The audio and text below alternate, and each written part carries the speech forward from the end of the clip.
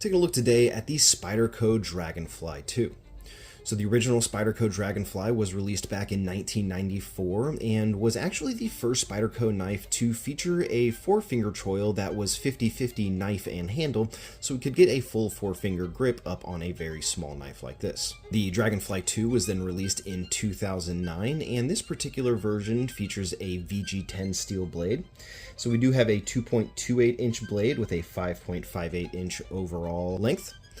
And VG10 is a mid-range budget steel. It's got medial edge retention and toughness and not bad corrosion resistance. It's just fine for a small little 5th pocket backup user knife like this, but this could absolutely be a primary carry as well if you don't mind carrying a smaller knife.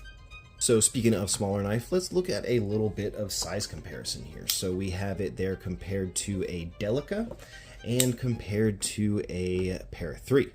So we can see that it is a pretty small blade there.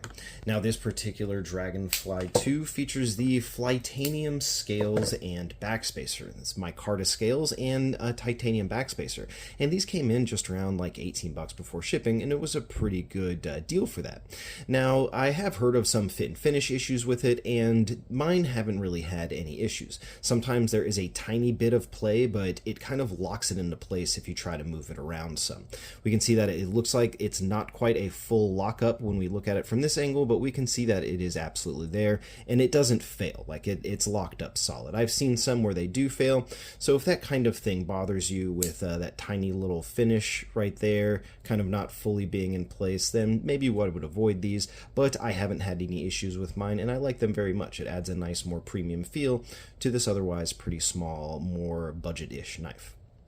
So of course we've got a lock back here, and just some nice, you can get a good reverse flick or a thumb flick with it for opening.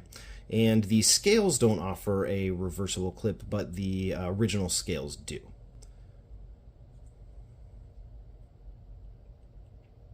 And I do really enjoy the profile of this knife. This the swedge up top here is just a really nice aesthetic, and they say there is some use for a swedge with knives to help with it passing through material, but I'm not sure when it's this close to the heel of the blade, but it does look nice otherwise. But just wanted to take a second to show off one of the cool kind of OG Spyderco models. Thank you for watching.